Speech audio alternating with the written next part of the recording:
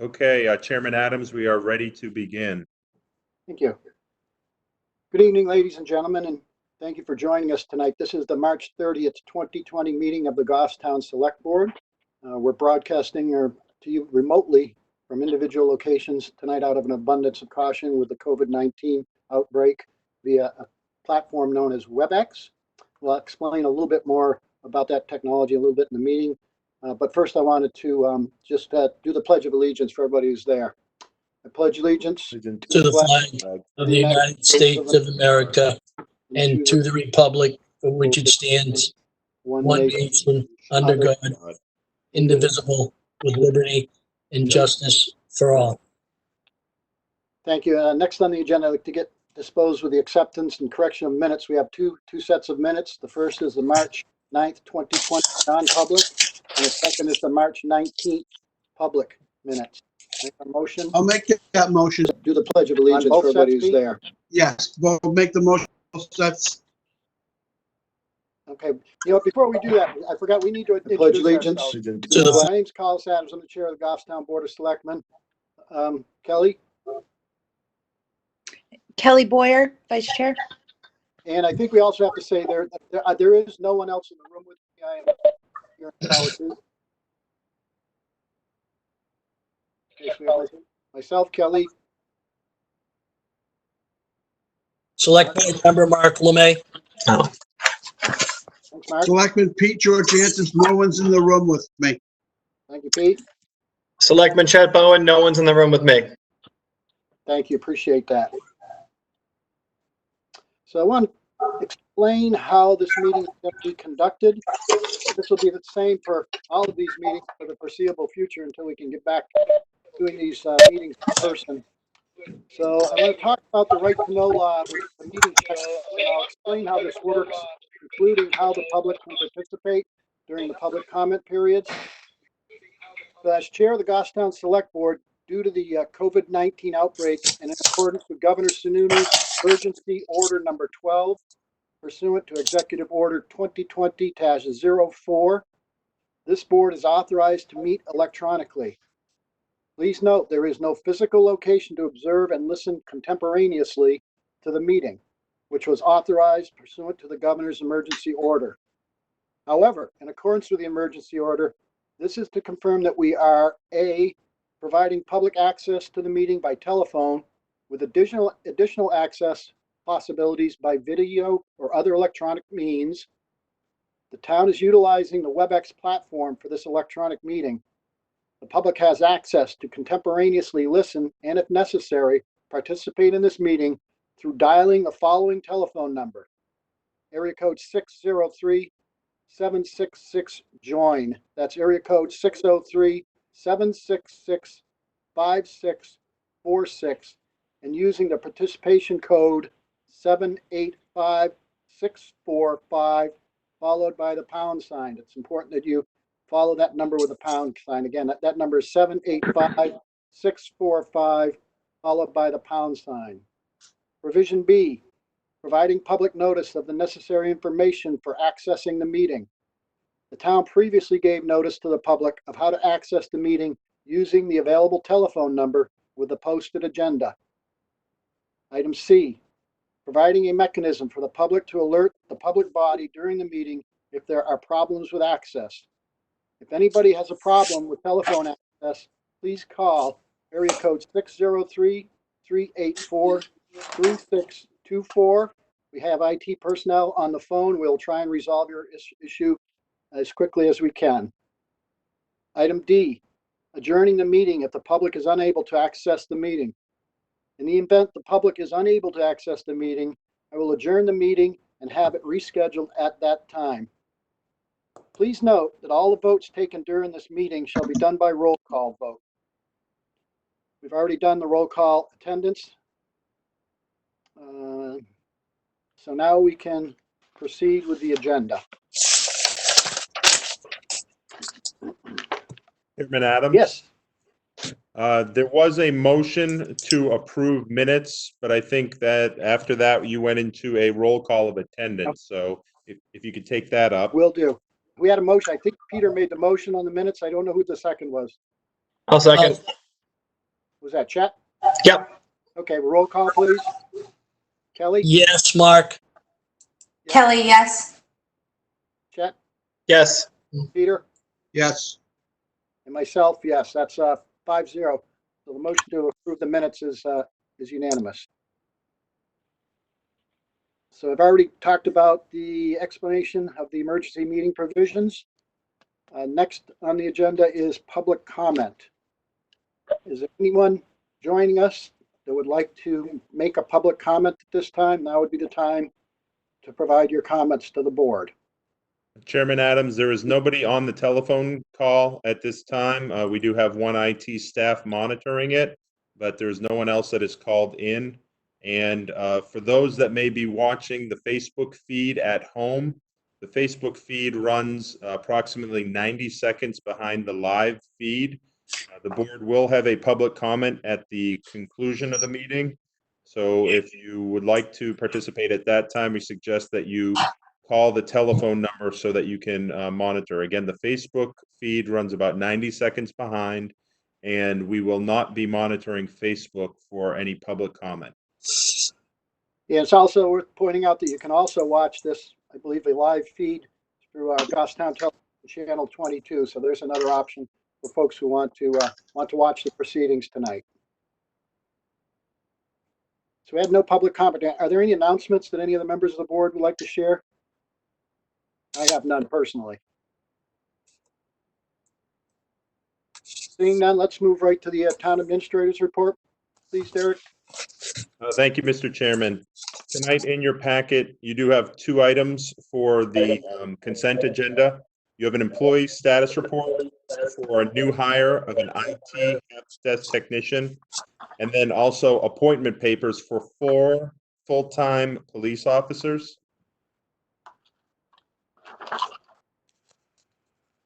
Okay, that's under tab 2, right?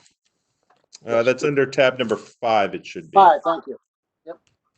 Make a motion to approve the consent agenda as presented. Second, Peter, second by, I'm sorry. Mark. Mark, second by Yep. Mark. We need a roll call. Peter, Yes. Kelly. Kelly, Yes. Chet, Yes. Mark, yes. myself, yes. I think I got everybody, did I not? Okay, thank you. The next item, the next page, the Department of Public Works is seeking authorization to submit the annual household hazardous waste and used oil grant paperwork to the state of New Hampshire. And are just seeking the board's authorization for the DPW director to sign all those documents and submit. Okay, that's fairly straightforward. Do I have a motion to that effect? I'll make a motion to allow the DPW director sign the necessary sign paperwork. Okay, I'm getting dual. I'm going to say, Mark, There you go. Mark made the motion and Peter seconded the motion.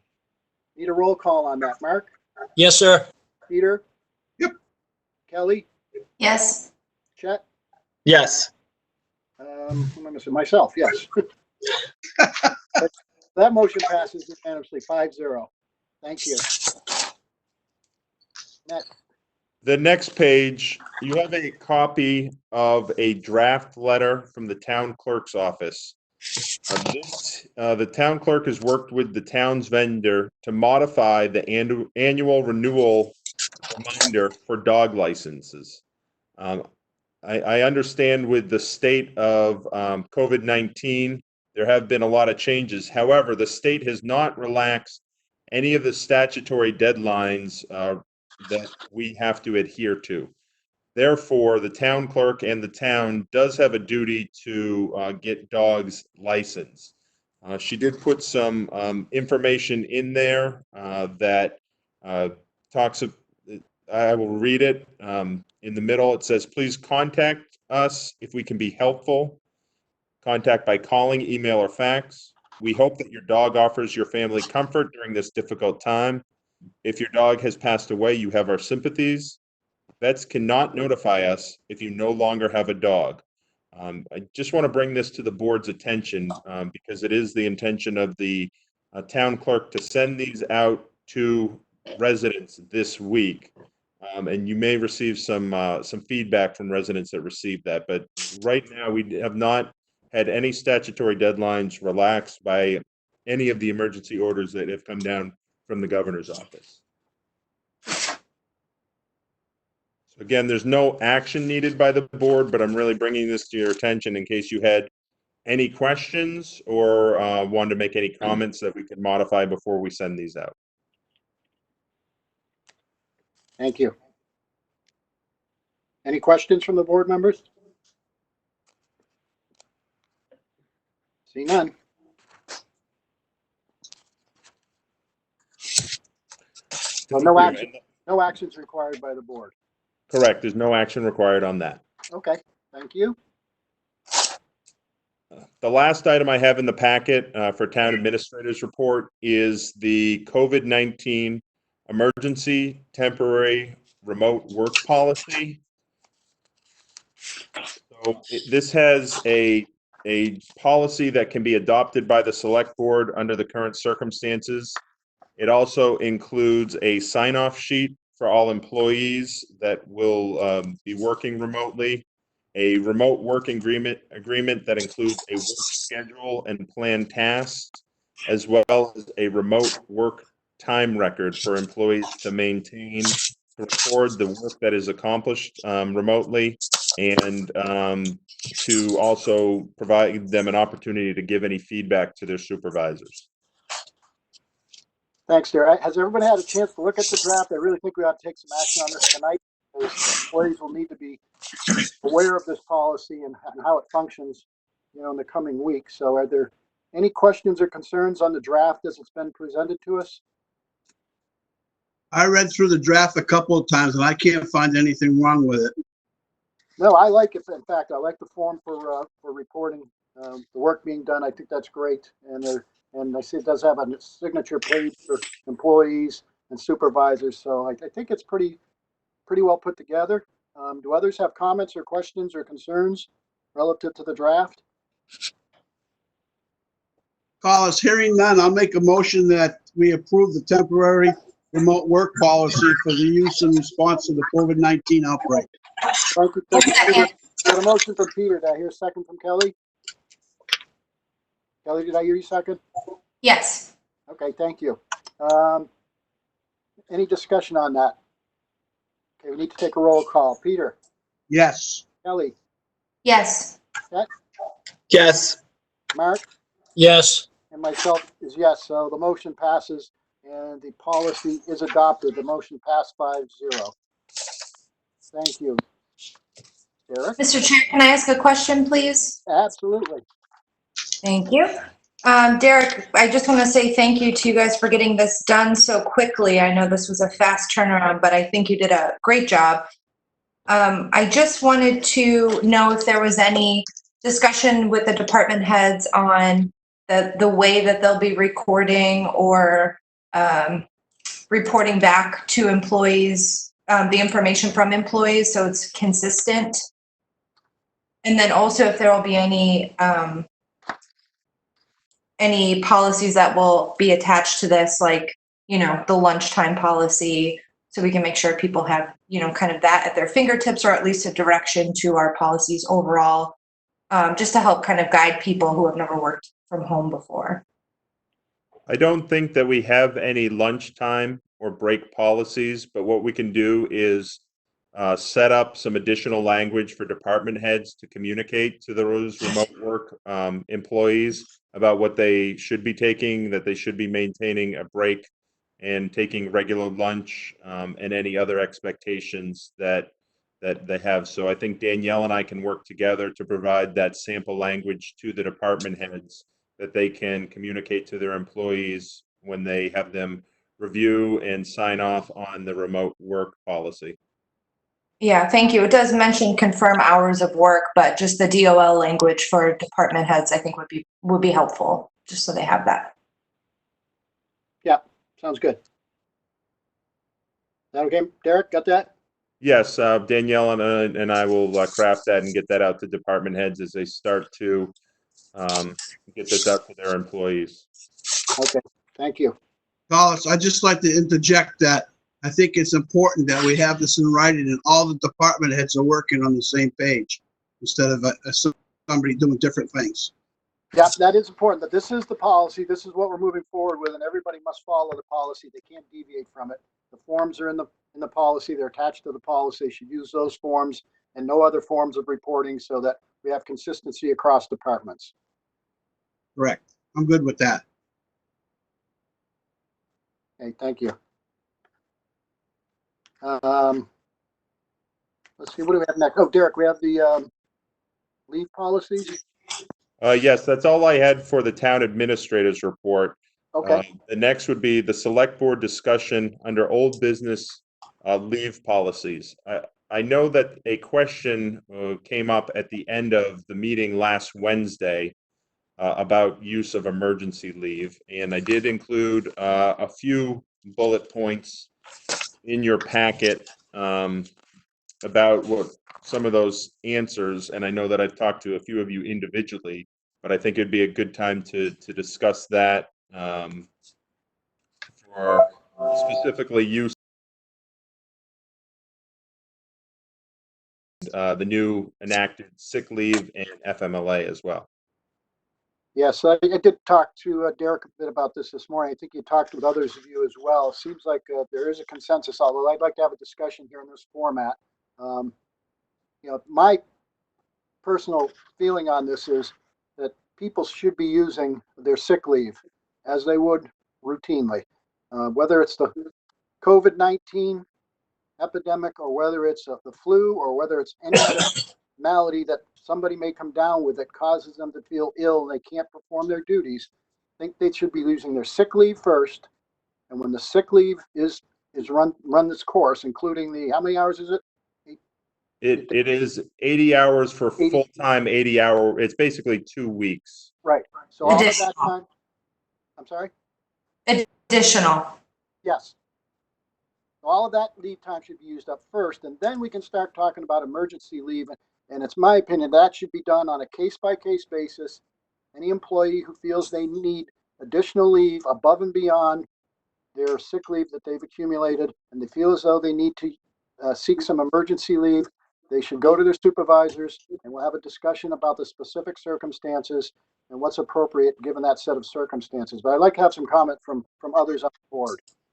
Carlos? Yep. This is Pete. I would like to see, and I spoke to Derek about this myself earlier today, some kind of a board with the select board chair, Derek, and the department head on any of these type of cases, so we're all consistent on where we go with it.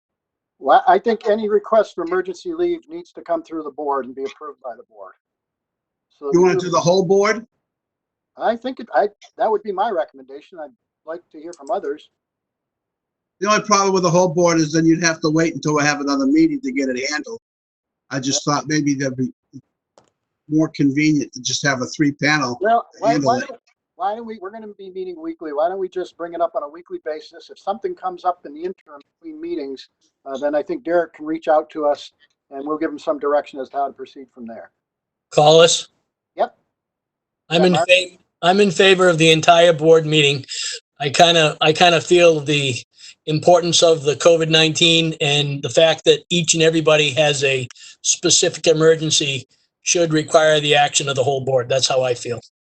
Thank you, Mark. Anybody else want to comment? I have a comment. I'm just trying to make sure I wrap my head around this. I didn't get a chance to talk to Derek today. I hear you, Mr. Chair, about if someone has COVID-19 or they need to stay home as a result of COVID-19 in one way or another, kids are home, et cetera, et cetera. How are we going to handle it when a department head says, in order to, flatten the curve, as they say, we want to change the schedules proactively? I don't know that we ever fully came up to any sort of resolution on how we're going to handle that going forward, other than we already approved emergency pay early on. That's my question. So you're talking about the greater issue of how do we deal with this by department? Do I have that? Mr. Chair, can I, oh, sorry, Chet, go ahead. Go ahead. No, you're good. Okay.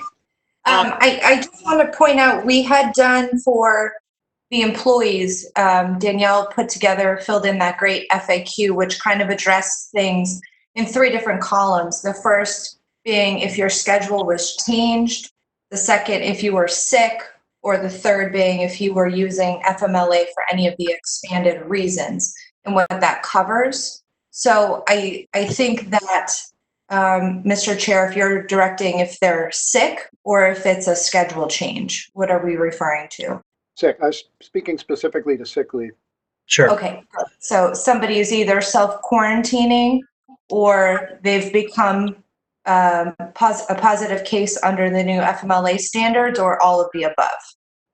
I would say all of the above. Others, please weigh in though. So I do have thoughts on that. I'll jump back in for sick specifically. I agree that if somebody needs to self-quarantine, if a family member's sick, well, they're having symptoms or something like that, having them follow through, we could make a similar kind of flow chart for the department heads of if they're sending somebody home because they're sick or they feel, they should be self-quarantining, or if somebody's doing it voluntarily. I agree that they should be using their allotted sick time that's been given to them. If they are diagnosed, they're able to follow the 2/3 FMLA payment and then supplement that time, and kind of move through that process of what it looks like if you're self-quarantining, if you've actually been diagnosed. And then the very last kind of situation would be if you ran out of sick time. And that's when we would hit the case-by-case basis situation, I think. But I agree that I think up front, employees have been given that additional sick time with the sick leave expansion, the additional FMLA expansions, and they should flow through that process with either self-quarantine or being diagnosed. Yeah, I would agree with that, Kelly. Are there others who want to weigh in on that? Well, my question is, if somebody's on, let's say at the DPW, and somebody's been sent home as a reduced workforce, how do you count that time if they get sick? They're sent home for what reason, Pete? Well, we have some people that aren't working and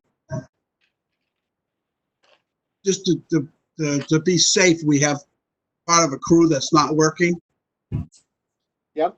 And they're being paid now to stay home. And if they get sick, or doesn't even have to be sick, if they have to miss work to take care of their kids, their children, how are we handling that? Derek, Can I jump in? go ahead, Kelly. Do you want to weigh in? Yeah, I was just going to say that the new FMLA expansions cover childcare, so they would have to apply for FMLA under that. But I think the schedule being changed is kind of the first thing that happens. And if they've had a schedule change on our behalf or on the department head's behalf, that's one situation. Them becoming sick is another situation.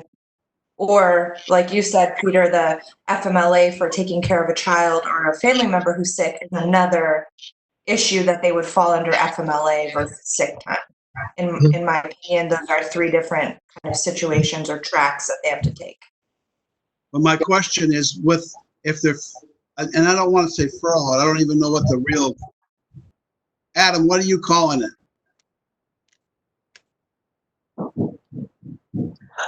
So I've been hearing the phrase in the bullpen from the police chief. I guess I'll kind of use that one, but we've got him on a rotation off. How's that? If to answer your question on when somebody actually becomes unavailable because they're sick or they've requested time off to be the primary caregiver, in that case they would automatically default to a use of leave, either sick leave or vacation if they want to be out of the area or something like that. But otherwise, we've told them they need to be available between the regular work schedule hours to be eligible for the emergency leave when they're out. So you plan for, you make the phone call and I can't because I'm taking care of the children. What would you do then? That's right. If somebody can't respond, we've asked them all to self-notify if anybody gets sick, household member sick, that kind of thing. if we were to have a call in or the day before, for example, if we had a piece of equipment that needed to be worked on, a road project or something, and we asked them the day before, hey, we need a crew tomorrow, and somebody says I'm not available, that would trigger leave. So any time that they wouldn't be available would be a regular leave situation. Does that help, Pete? Well, yeah, is it just for that day, or then that triggers the, okay, now you're going on to use your 80 hours? Well, the 8 hours is if you're sick. If they pick No, up- That's what we're talking about now. yeah, but I Right. mentioned childcare, and you still get to go on to use the COVID leave for that. So Yeah, that's covered. I guess you don't understand my question. That's okay. I'll take care of it. I'll get it answered another way. That's fine. Well, Kelly, can you weigh in? Do you have anything to shed light on that? I think, yeah, Pete, I think I understand what you're asking is when do we transfer into those different coverages of time? And I wonder if Derek or Danielle, do we have the ability to bring up that document that Danielle put together to share a screen so we can look at that, where it kind of had things sectioned out into the different exceptions? I have it in front of me if you have a question. Oh, no, that's great. I just wanted so we could all look at it. Yeah. Okay. But I think, Pete, what you're asking is how do we move people through the different options? Exactly. If somebody's on in the bullpen, Mhm. Adam calls him and says, I need you to come in. I can't have somebody sick in my house, and I'm helping take care of them. Thank you. Right. Yeah, I think that would automatically go to FMLA for care of a family member, which includes childcare now. Right. Danielle, I don't know if you want to weigh in on that, but those would have to be designated separately on their time cards so that they can be pulled from the appropriate bank's payroll.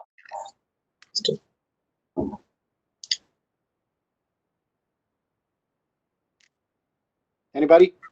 I have one last thing. I think the question that Selectman Georgatos was asking it's a good question. Department heads, keep me honest, but I believe the reason we're doing emergency pay and the value of these employees is that they're ready to go and available to go at any moment. That's the value in what we're doing here, right?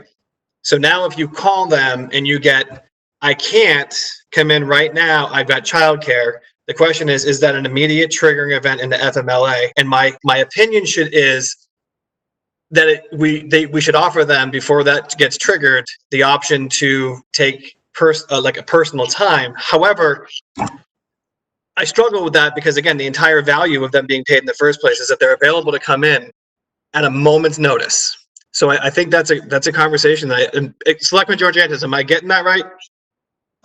Exactly what my question is. What happens then? Does that trigger the FMLA? Or if they say, I can't come in, I'm sick, where they've been at home on full pay, but it goes back to the FMLA at the 3/4 or the 2/3 pay. I mean, there's ways to mess with the system, not purposely. I'm just saying it could screw us up in the system if we don't have a good answer right off the bat. Yep. Yes, Derek. I think Danielle has something to add as well. See her hand up on the,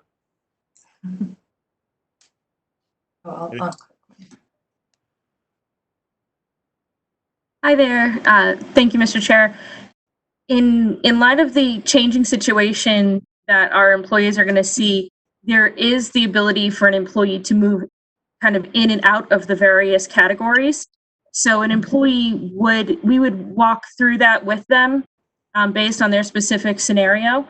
And it is possible that an employee would be triggered onto FMLA, but it may be an intermittent leave as opposed to a block of time being an extended period. So you could have somebody who's on FMLA for a few days and then returns to regular duty and then be back out on FMLA for another reason or the same reason repeating later on. So it just depends on their specific scenario, and we're going to guide them through that as each employee comes forward with their own needs.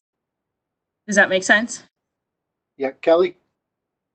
And Pete, I think to your point, there also is a responsibility on the employee that if they're on their, on-call week, that they kind of report in just as you would normally call off for sick time or childcare or something like that.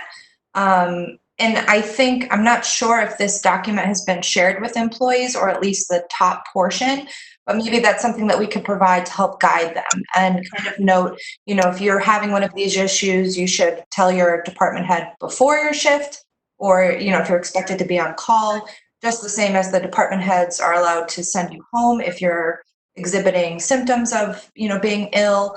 And then kind of direct them through, what do I do if I'm sick? What do I do if I have this? What do I do? And kind of the more simplified we can make it, the better, because it is kind of complex at this point, I think. So Danielle, it's my understanding that that document has already been distributed to all of the staff, all of the employees, and they've been familiarized with it. Is that correct? That's correct. That document, frequently asked questions, did go out with the last employee update. Yeah, good.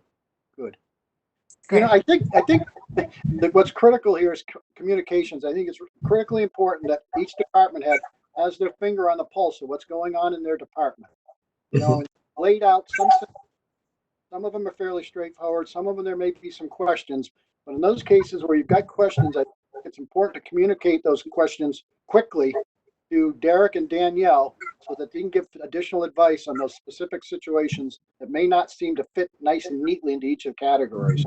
So communications is important. I think the department heads need to keep a close watch on what's going on with their employees so that they can address it quickly.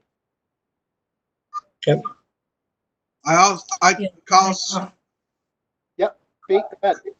I think we need to make sure something's in writing that where all the department heads are following the same procedure. Yeah. So one person isn't doing one thing, one isn't doing something else. I think it all needs to be down in writing so everybody knows what they're doing. Yep, I agree. And then we took that first step with the policy that was drafted, that we just formally adopted. So that is certainly providing some large measure of consistency across departments, as well as the guidance sent out by Danielle and shared with all of the employees. Mr. Chair, can I jump in? Sure, please, Kelly. Yeah, I think that's a great point, Pete, is that, Danielle and Derek have done an excellent job kind of expediting this stuff very quickly out to all of our department heads and our employees. But from an HR perspective, this is incredibly rapid and moving. And I think the more that we can provide in writing helps us, like you said, be consistent. And then if we can, kind of get feedback of this would have helped, this would make things better. We can kind of roll with things that way to make this an easier process to support our department heads in this kind of HR explosion of things to manage. Thank you, Kelly. Others? Comments from other board members? So I wonder, sorry, I'm jumping back in. I wonder, Derek and Danielle, if something similar to this might be helpful for the department heads of just, not making them sign it, but just kind of some standard things to remember, and links to things to help them kind of navigate this. I'm not sure. I know you guys have been communicating on kind of overdrive right now, but I just want to throw that out there if that might be helpful. And then to solidify kind of the actions everybody's taking, that might be good to have. I think we can prepare that. Again, I think this question came out of the department heads and the concern that we might have some employees that report to work that have either been exposed or may not be feeling 100% for fear that they run out of sick leave covering for family members. But the sense I'm getting from the board is the change in law from the federal government has provided 2 additional weeks of sick leave. It has provided additional pay through the changes to FMLA. And then the board would prefer to, at that time, if somebody runs out of sick leave to make themselves whole, to bring that to the board on a case-by-case basis. Is that correct? That's the way I understand it. Others? Yes, Myself, I agree with that. I agree as well. Good. Okay, well, then Danielle and I can prepare Oh, go ahead. that. Danielle and I can prepare a guidance document for the department heads and copy the board on that, just so it's being applied consistently across all departments. That's great. Thank you, Derek. Anything further on that? Maddie? I just want to add one more thing, please. I definitely agree, and I think one of the concerns that I heard last week was that department heads didn't want their employees to worry or be worried about running out of sick time. It's my personal opinion that when we say case-by-case basis, we should let people know that as we're following the guidelines, we wouldn't, let anybody go without pay due to COVID-19 under the current regulations. And I don't know if that needs to be said one way or another, but that seemed like that was one of the concerns from department heads. Yes. In my opinion, I think probably, I don't mean to speak for others, I'm sure you probably share the same, that our employees and our workforce is very important to the town, to everybody in the town. So it's important that each department has an appropriate level of employees and workforce on hand at all times to deal with whatever issues may arise that, fall under the purview of the various departments. So, let's not overlook the fact that we're talking about people here. Their lives are important. Their families are important. These are difficult times. And, we're doing everything we can to try and provide as much relief under the law and with our policies as we can. And then as a last resort, we'll take up, again, those individual emergency circumstances on a case-by-case basis and deal with them that way.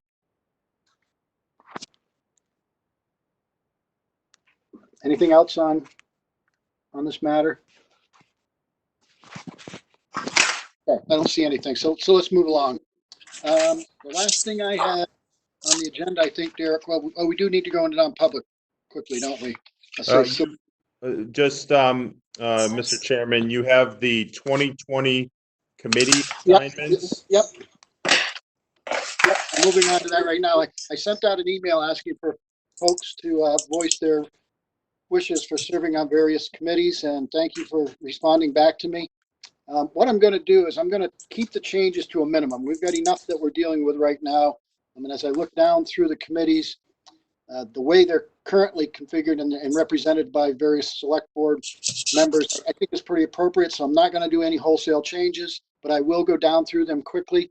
And after I go down through them, if there's any individual board members that have real heartburn, that they have too many assignments, not enough assignments, would like different assignments, then let's speak individually offline and we can talk about those. So let me run down what I have for current assignments and what, if any, changes I'm going to make. First is the budget committee. Currently, Kelly is serving on that. Mark has expressed an interest in serving on the budget committee. So Kelly, I think I'm going to switch that over to Mark. The budget committee, even though they don't meet year round, when they are in session, it's a pretty heavy lift. And I appreciate, Kelly, you representing the board in the last budget cycle, but I think to switch it up, I'll assign Mark to it for this next cycle. As far as CIP, currently it's Chet. Kelly, you had expressed an interest as well, I believe. So, Kelly, could you serve as an alternate? If we leave Chet there, would you be willing to serve as an alternate as needed? Absolutely. I've served on CIP previously, and I'd be happy to do that. Yeah, I know you have. Thank you very much. Conservation Commission, I've been doing that for years. I'll just maintain that.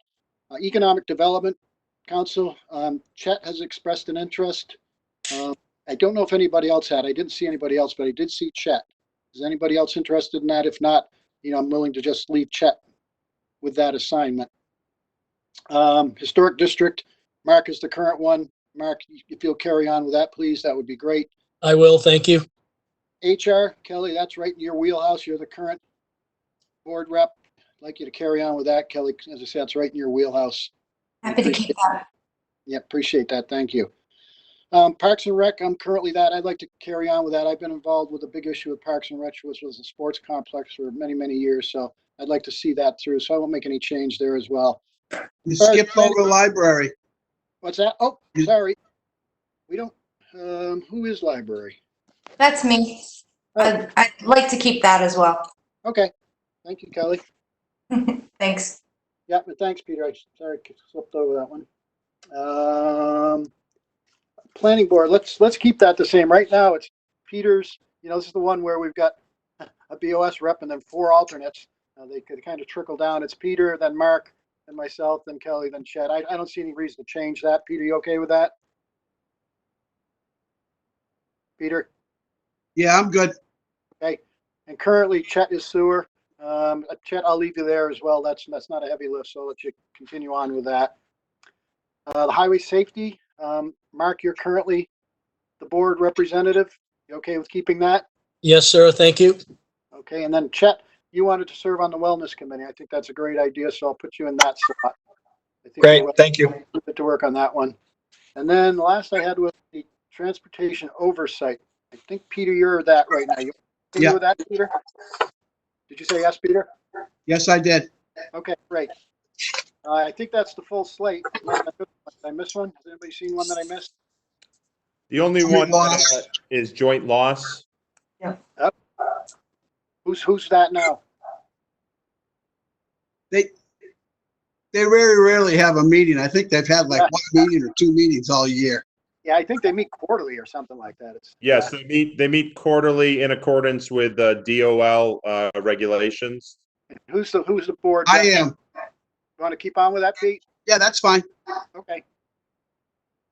Okay, so I think now that covers it.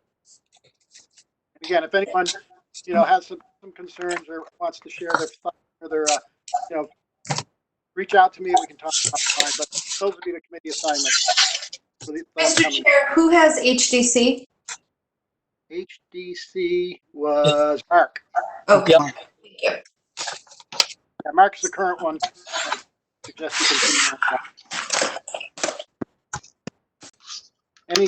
Anything else on committee assignments? Thank you all for your willingness to volunteer.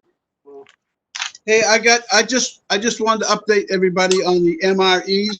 They have been ordered and they'll be going to station 18. Oh, cool. That comes out of the emergency center. So that they're on order and hopefully we'll see them before too long. I guess there was a little bit of there's been a little bit of a crunch on those now. Everybody's starting to ask for it. So Was that I right? think Derek will tell you we got our order in, right, Derek? Yes, we do have it. We don't have delivery confirmation yet of when they'll be here, but we did get the order in today. You mean everybody locally or everybody in general, Peter? Is what asking for them? Yeah. Yeah, I think that Derek said there was more of a crunch on them now than it's been in the past. So I imagine people are asking for them. Collis, Yep. on a comment as well. Saturday, again, I went to the landfill, to the transfer station, Yes. and I'd like to give kudos to those guys over there. At like good time, it was 170 or 175 people that had gone through the transfer station. And every load that's been going through has been a full load, and they're working overtime pretty good over there. Just kudos to the highway boys and transfer station boys. They're doing a good job. Yeah. Thanks for that, Mark. I know it's appreciated. Adam, you on? Collis? Yep. Can I make a motion? Yeah. Wait. Let me just. Adam, you still on?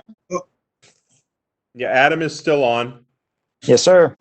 Adam, you got anything you want to chime in briefly on transfer station operations? I think status quo from the last meeting, if we could, just have folks, if they can, stick to the essentials and treat everybody nice when you're there. Thank you. Great. Thank you. Hey, Peter, I'm sorry. I didn't mean to cut you off. I'm going to make a motion to go into non-public. Okay. RSA 91-8:3. Hold on. Yep. Hold on. Derek's got his hand up. You have an issue? Yeah, do you want to, before you go into non-public, did you want to offer public comment one more time, or do you want reports from departments? Oh, thank you. Thank you, Derek. Are there any department heads on that want to provide a brief, and I'll emphasize brief update? We just had reports out on today, so anything that's happened noteworthy that you'd like to hear between Wednesday and today, and there are any department heads on with us, now's your chance to Have a minute or two to share your thoughts. I think Rick is on. Rick, do you have anything?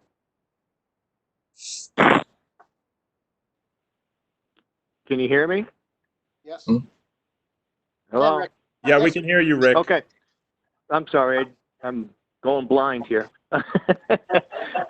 Just to update you guys, what we did per recommendation from the EOC committee and also from the National Recreation Parks Association is we closed down just the playground equipment.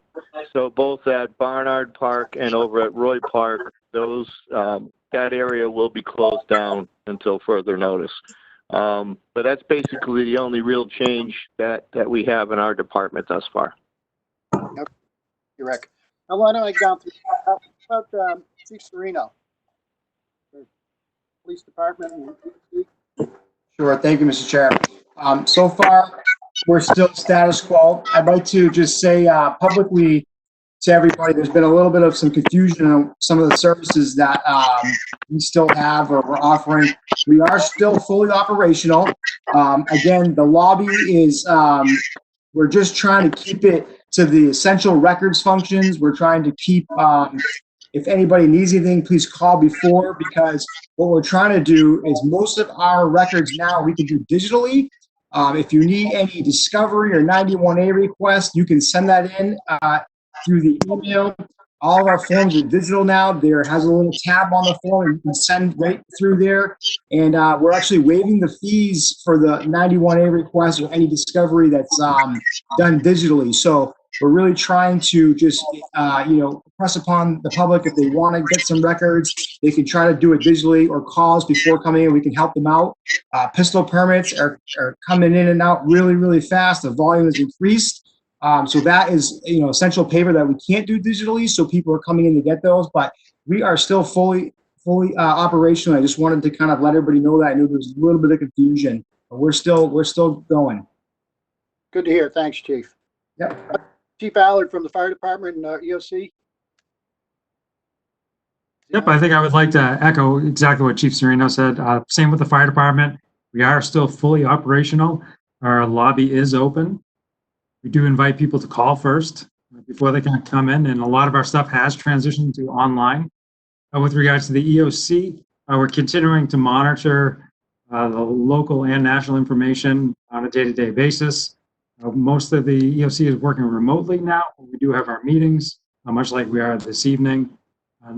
As everyone knows, the COVID-19 cases in New Hampshire continue to rise on a daily basis, so monitoring that closely.